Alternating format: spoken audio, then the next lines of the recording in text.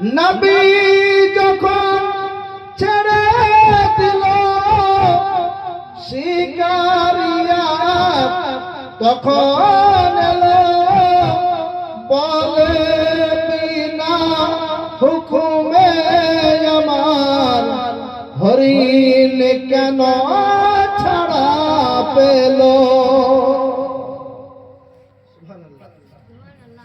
আল্লাহ তাআলা নবীকে কেমন বানিয়েছিলেন, জঙ্গলের হরিণ পর্যন্ত নবীকে চিনতে পারতো, কথা বলতো। বলুন সুবহানাল্লাহ।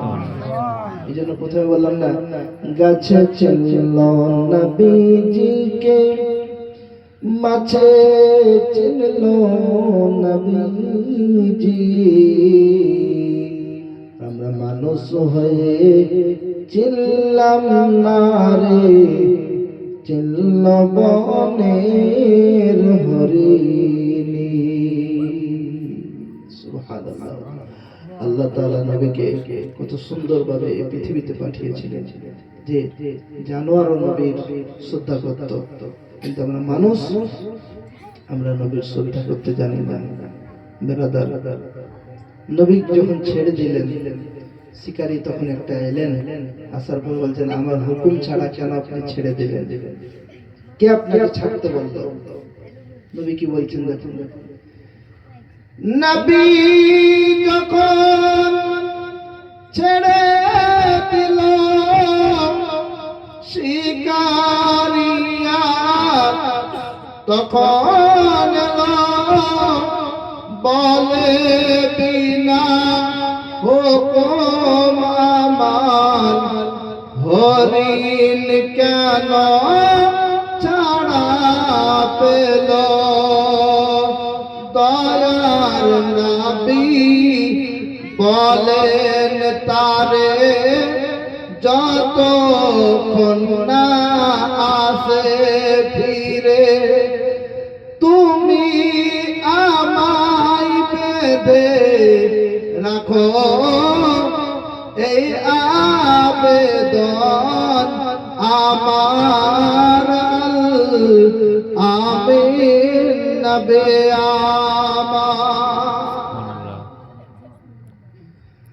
দুধ পিলায়ে ফিরলো হরিণ, যেথায় ছিল নবীজি জমিন। দুধ পিলায়ে ফিরলো হরিণ, যেথায় ছিল নবীজি জমিন। দেখে শিকারী অবাক হলো, একই সেই আল আমিন। সুবহানাল্লাহ। এমন নবী কোথায় পাবে,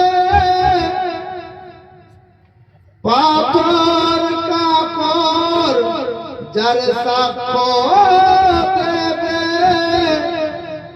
পিঠে মোহরে নবুয়ত নিয়ে বুরাক চড়ে মেরাজ যাবে।